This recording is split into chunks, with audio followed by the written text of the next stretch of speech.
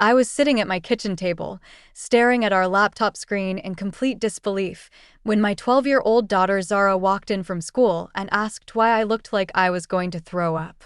The banking website showed our joint savings account, the one that had contained $47,000 just yesterday, money we'd been carefully building for 8 years to pay for her college education, now had a balance of $312. My hands were shaking as I scrolled through the transaction history, seeing withdrawal after withdrawal, all authorized by my husband Derek's digital signature, all going to an account I'd never seen before. The house felt like it was spinning around me, and I gripped the edge of the table so hard my knuckles went white as Zara dropped her backpack and said, "Mom, what's wrong with the college money?" That's when I realized Derek had been stupid enough to let our daughter see him accessing that account on his phone, and she'd been watching our financial security disappear in real time while I'd been obliviously going to work every day, trusting the man I'd been married to for 15 years. My name is Camila Torres, and for the past 8 years, I've been living what I thought was a carefully constructed life built around financial security and family planning. Every morning at 6 a.m., I'm in my scrubs, driving through the quiet streets of suburban Phoenix to the pediatric clinic where I work as a nurse practitioner. The commute gives me 20 minutes of coffee-scented silence before I spend the next 10 hours managing ear infections, administering vaccines, and reassuring anxious parents that their children's symptoms are normal. My office sits in a medical complex that smells perpetually of antiseptic and coffee from the Starbucks in the lobby. I've decorated my examination room with colorful posters of cartoon characters and keep a jar of sugar-free lollipops that I hand out to brave patients. There's something deeply satisfying about being the medical professional who makes children feel safe, who can diagnose problems and provide solutions that actually work. At home, my evenings revolve around homework supervision, dinner preparation, and managing the household finances with the kind of meticulous attention most people reserve for important work projects. I keep spreadsheets tracking our mortgage payments, utility bills, grocery expenses, and most importantly, the college savings account we opened when Zara was 4 years old. Every month, I transfer $500 from our checking account into that savings fund, watching it grow with the same pride other people feel about their gardens.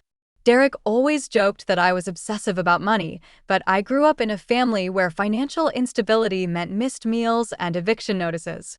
I promised myself that my daughter would never experience that kind of uncertainty, that she'd have choices I never had because we'd planned ahead and saved responsibly. If this hits close to home, make sure you subscribe. These stories matter for a reason.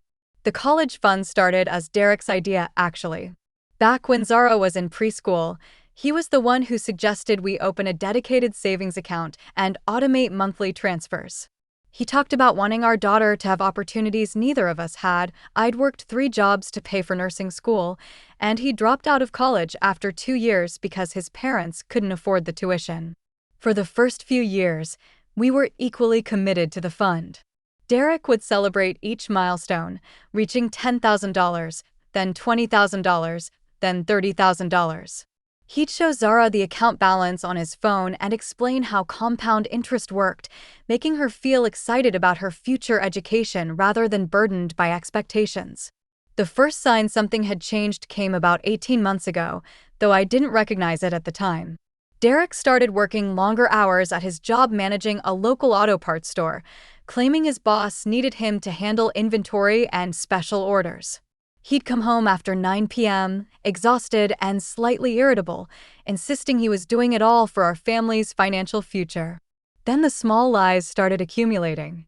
Unexplained charges on our credit card that he'd dismiss as work expenses. A new cologne that he claimed was a free sample. Phone calls he'd take in the garage, speaking in low voices about delivery schedules and supplier meetings. I trusted him completely, so I interpreted these changes as work stress rather than warning signs.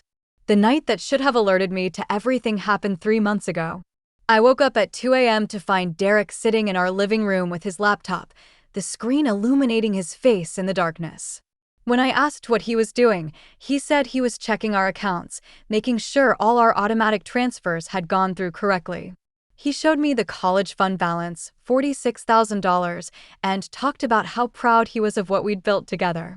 What I didn't know was that he was simultaneously moving money out of that same account, timing the withdrawals carefully to avoid my notice during my usual monthly financial reviews. The discovery happened on a Tuesday afternoon in late October. I'd gotten home early from the clinic after a morning of back-to-back appointments, planning to use the extra time to review our finances before the holidays. This was my monthly ritual, logging into our accounts, updating my spreadsheets, making sure we were on track with our savings goals. I made coffee, opened the laptop, and navigated to our credit union's website. The checking account looked normal, the mortgage was current, the credit cards showed the usual modest balances. Then I clicked on the college savings account, expecting to see our usual steady growth. The number that appeared on the screen didn't make sense. $312.87. I stared at it, certain there was some kind of website error, some glitch in the system. I refreshed the page, logged out and logged back in, even called the credit union's customer service line thinking there might be a technical problem with their online portal. The customer service representative, a patient woman named Janet, walked me through the recent transaction history while I sat at my kitchen table. Growing more nauseous with each withdrawal, she read aloud. October 15th, $8,500. October 8th, $12,000. September 28th, $15,000. August 30th, $11,500.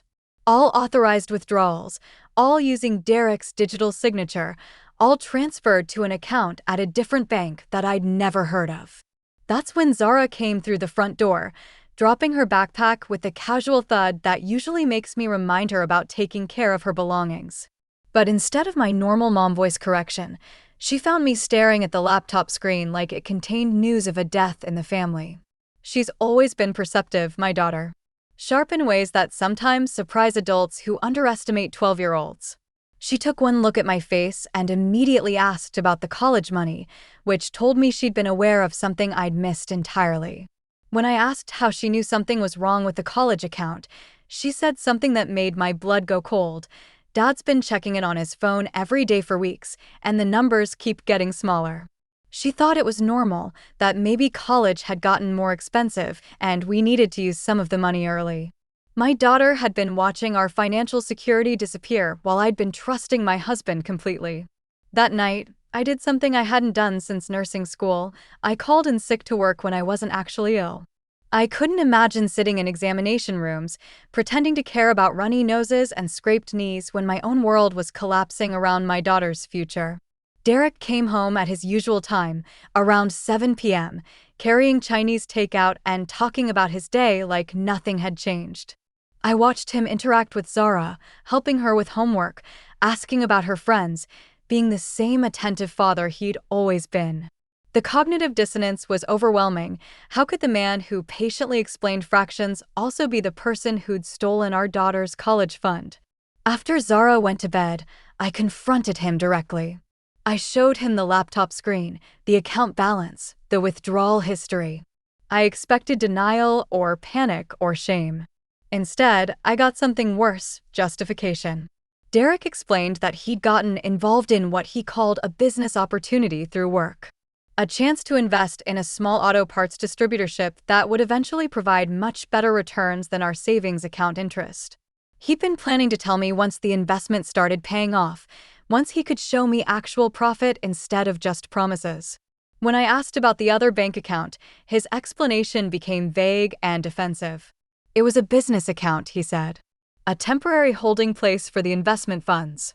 He'd have everything sorted out within a few months, and we'd actually end up with more money than we'd started with.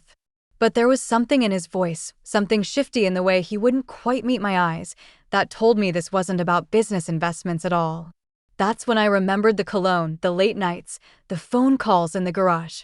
And I started planning my own investigation. My first instinct was to hire a private investigator, but I quickly realized that would be expensive and potentially unnecessary. Derek wasn't a criminal mastermind.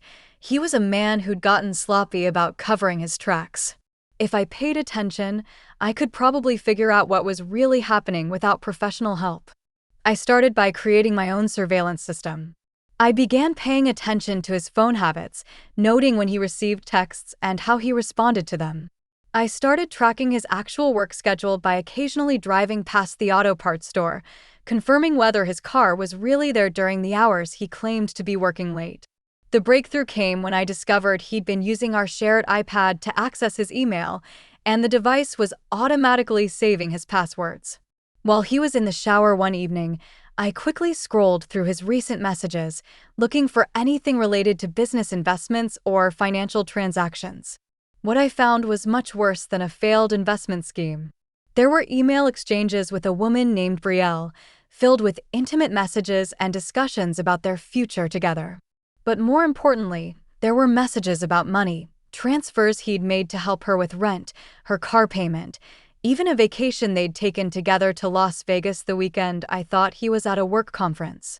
The most devastating discovery was an email thread about an apartment lease. Derek had been helping Brielle secure a place in Scottsdale, a upscale area neither of us had ever been able to afford. The security deposit alone was more than we spent on groceries in 3 months. My first plan was straightforward confrontation, print everything, present the evidence, demand explanations, and immediate changes. But then Zara made an observation that changed my entire approach. She mentioned that Dad had been teaching her about online banking during their weekend time together, showing her how to check account balances and transfer money between accounts. She thought it was part of financial literacy, preparing her for adult responsibilities. That's when I realized my 12-year-old daughter might be the key to getting our money back. The plan that emerged wasn't something I could have conceived on my own. It required Zara's technical skills, her access to Derek's devices, and most importantly, her complete understanding of what was at stake for her own future. I sat my daughter down on a Saturday morning while Derek was running errands, and I explained everything. Not the intimate details of his affair, but the financial reality. Her college fund was gone, spent on another woman, and we needed to recover what we could before it disappeared completely. Zara's reaction surprised me. Instead of crying or getting angry, she got very quiet and very focused. She asked specific questions about account numbers, transfer limits, and whether Derek had shown her the passwords to his personal accounts during their banking lessons. She had, it turned out, been paying much closer attention than either of us realized. Zara knew Derek's login information for multiple accounts, including the mysterious account where our money had been transferred. She'd watched him access it several times, thinking she was learning about advanced financial management. The recovery operation took place the following Tuesday, while Derek was at work and Zara was supposedly doing homework at the kitchen table. Using Derek's laptop and the account information she'd memorized, my daughter systematically transferred money back from his secret account to our joint checking account. She couldn't recover everything, some of the money had already been spent, but she managed to retrieve $31,000 before Derek's daily account monitoring would have detected the activity.